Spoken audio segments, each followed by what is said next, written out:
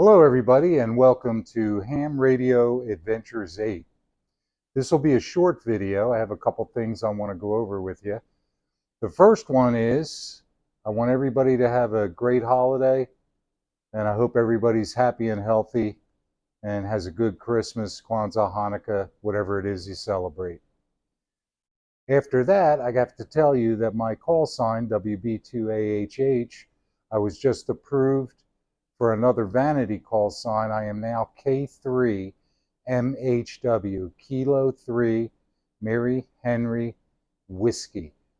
I just thought I'd use the initials of my first, middle, and last name, and we're going to give that a shot.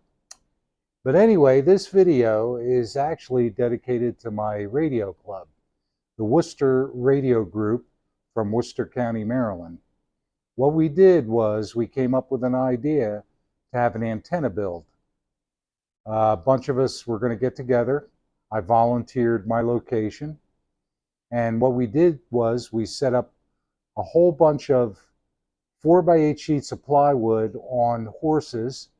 And we had maybe 4 building tables. And you'll see some pictures in a while. A lot of people wanted to build J-poles for 2 meter and 70 centimeter. And a couple of people were building dipoles, one for 10 meters. And another person was repairing a dipole we had, and we'll show you some pictures of that. Luckily, our good friend K3BT Bobby loaned us the rig expert. I forgot the name of it.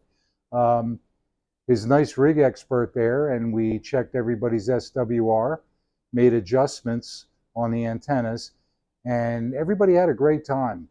We had 12 to 15 people here at any time, and we even had one of the guys brought his son, who you'll see was learning how to solder for the first time, and he also runs a network on, I believe it's VHF, I forget if it's UHF or VHF, but he runs a network every week, and he's really into ham radio. And you'll see him in the video also. But anyway, we had a great time. There was a lot to learn. And I think that I'll have to narrate this all the way through because they're random pictures and video. But we just had a good old time here. I think if you have a club or a bunch of friends, for those of you that don't live in a deserted area where there's nobody around, I think it's a great idea to get together. I think we all learned a lot. There's always somebody here that knows a little bit more than someone else or knows about a subject that someone else doesn't know about, how to tune the antenna, and so on. But what we did was when we tested the antennas, in my previous video, I had a 12-foot pole in the ground. And what I was doing was putting my Yagis together on that pole and testing them and tuning them before they went up on the tower.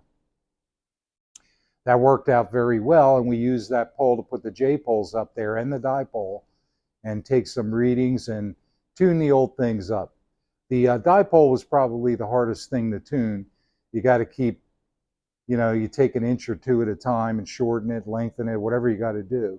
But we got it, I think it was 1.2 to 1 when we were done, which was pretty good. Anyway, let's get on with the pictures and video, and I'll try to walk you through it. Thank you for watching. Everybody arrived on time, and the driveway is full of cars. There's a copper pipe. It's half-inch copper pipe laid out on one of the tables, and there are 3 people working on that table. And you can see that he's cut a few pieces of it already, and he's putting together his J-pole like a champ. Everybody did a pretty good job of soldering the joints and their connections, and here we see one of the guys working hard at it. He got it pretty well done, and so did everybody else. There was also another table here where they're making a 10-meter dipole and another J-pole, and that worked out really well for them. This is a 4th workbench I have. That's a roll-around workbench that I use in my shop. This J-pole is coming together pretty well. He's got it almost done. He's now trying to figure out where to put the coax feet, and he measured pretty precisely. And I remember his SWR was pretty low. Here's some more soldering going on.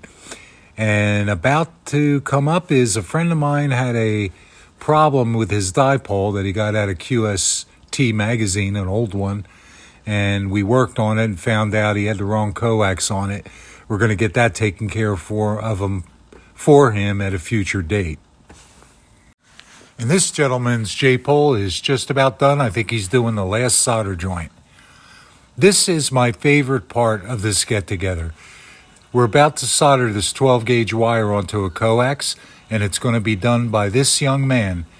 It was the first time he was soldering, and I showed him how to do it, and it was a pleasure doing it. He actually has his own radio net every week, and he's very active in ham radio. That's his father there on the left, and they're working on their J-Pole.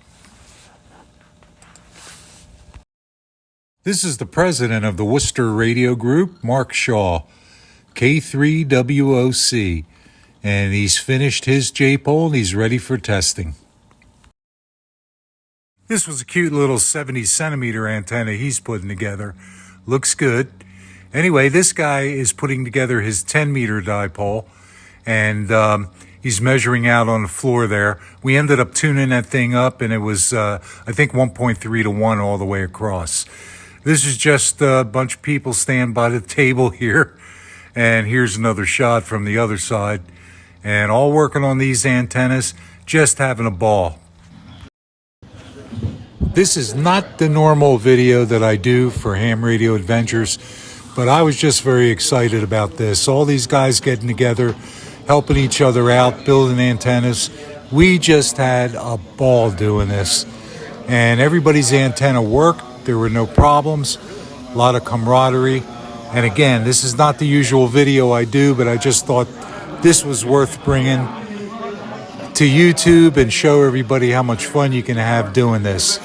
If you have a club, this would be a great thing for you to do, is get together and do something different. Build antennas, help each other out, and teach the young ones how to do stuff.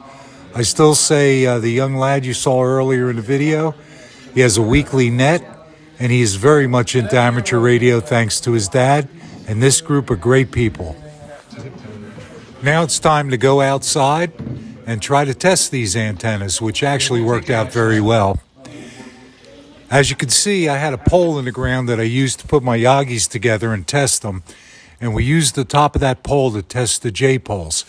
Everybody climbed up the ladder with their antenna, hooked up to coax, and you'll see me in a minute here with the Rig Expert meter, and we did tests on the antennas for SWR, and some of the antennas had to be trimmed back a little bit, but we got the SWRs well within range of what I think would be a good operating area, 1.2, 1.3 to 1 in that area.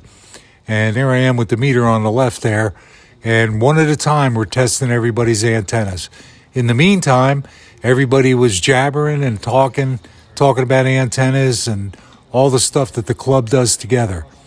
Again, this may not be the normal video that I would do for Ham Radio Adventures, but I'm telling you, this was just a blast that day to watch everybody put together their antennas and have them actually work and ready to go. 73s, everybody, and thanks for watching. And please look up my other videos under Ham Radio Adventures number 1 through 8. 8 individual videos for you to watch on tower raising, tower lowering, and putting on my antennas. Thank you very much.